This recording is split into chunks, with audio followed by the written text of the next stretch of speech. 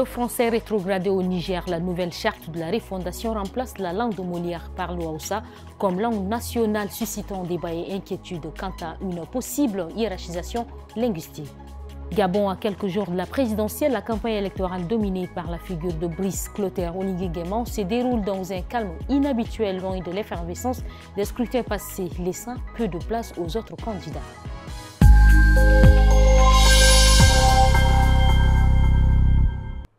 Au Niger, le décret de promulgation de la charte de la refondation a été publié la semaine dernière au journal officiel. Ce texte fondé sur les recommandations des assises nationales de février a été entériné par le général Abdourahmane Tiani lors d'une cérémonie à Niamey le 26 mars. Il se substitue à la Constitution suspendue à la suite du coup d'État du 26 juillet 2023. L'article 12 de cette charte évoque les langues du pays. Le français n'y est plus langue officielle.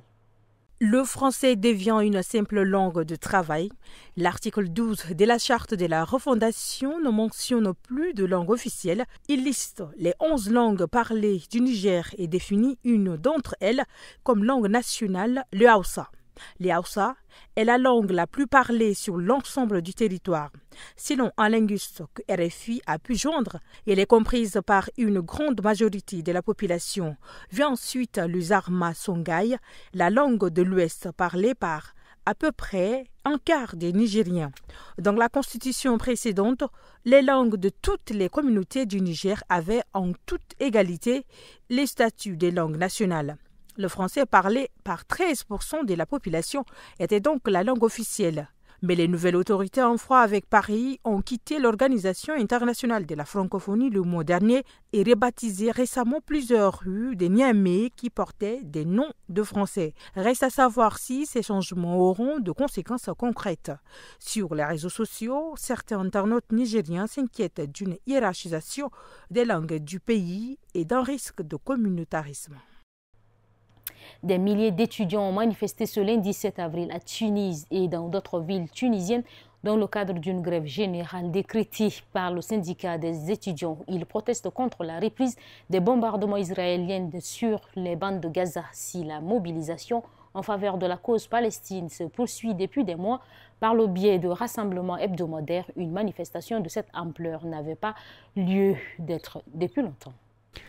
Après plusieurs manifestations durant le week-end, la marche plus massive des étudiants en grève, ce lundi 7 avril, à Tunis, a redonné l'élan à la mobilisation pour la cause palestinienne en Tunisie. Estime Meriem, 24 ans. Ces derniers jours, il y a enfin eu un regain de mobilisation partout dans le monde, ainsi que dans le monde arabe. Mais vu ce qui s'est passé à Gaza, le génocide et les derniers bombardements surtout, il était impossible de ne pas réagir. Il y a une nouvelle vague de manifestations et d'appels au boycott parce que malheureusement, nous sommes tous habités par un sentiment d'impuissance face à ce qui se passe et que notre seule option, c'est la rue, explique cette étudiante en médecine qui a revêtu sa blouse blanche pour exprimer son soutien à tous les médecins qui tentent encore de sauver des vies dans l'enclave palestinienne.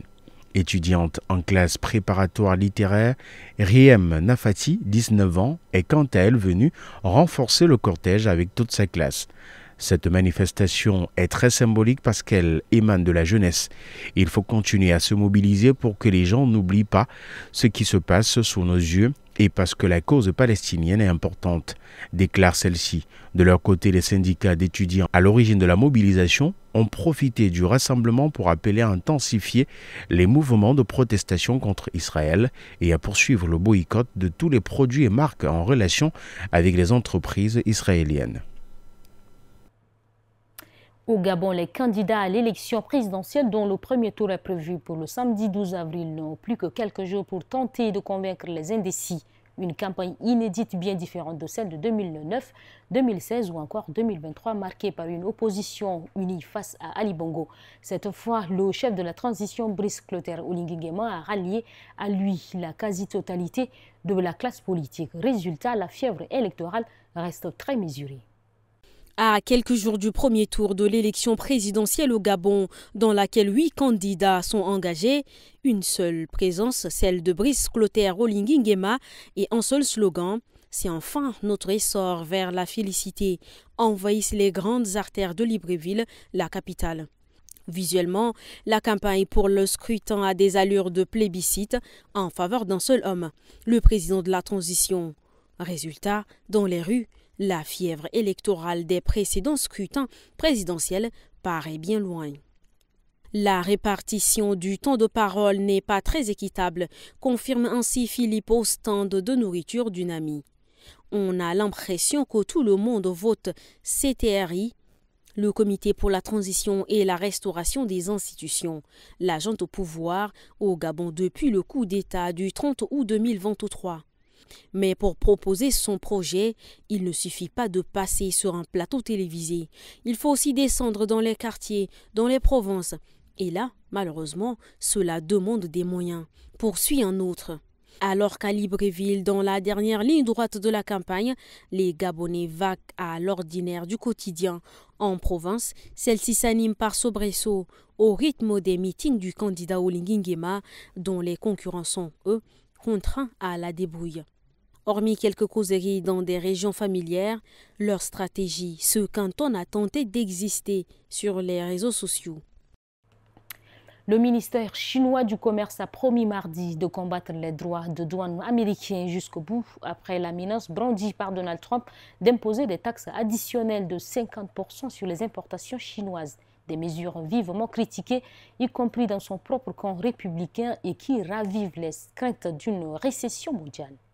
Pour le ministère chinois du Commerce, c'est une erreur qui s'ajoute à une erreur en évoquant un réel chantage des États-Unis. Pékin prévient, la Chine n'acceptera jamais cela et prendra résolument des contre-mesures pour sauvegarder ses propres droits et intérêts tout en annonçant des mesures de soutien à sa propre économie. En réponse aux nouveaux droits de douane américains, Pékin a dévoilé ses propres taxes, 34% sur une série de produits américains qui entreront en vigueur jeudi. Et Donald Trump de rétorquer dans un message publié sur Truth Social, il menace d'augmenter les tarifs de 50% supplémentaires à moins que la Chine ne retire immédiatement ces nouvelles taxes. Si la mesure est appliquée, les droits de douane américains atteindraient un total inédit de 104% sur les produits chinois. Washington justifie ces hausses comme des représailles contre le trafic de fentanyl et les déséquilibres commerciaux persistent. Sur les marchés, la tension est palpable. Trump, lui, minimise l'impact, mais les conséquences pourraient être durables et les consommateurs américains risquent de voir les prix grimper. Pékin pourrait aller par ailleurs intensifier ses échanges avec d'autres partenaires, notamment l'Union européenne. La Chine le répète pourtant, il n'y a, selon elle, pas de gagnant dans une guerre commerciale et elle reste officiellement ouverte au dialogue.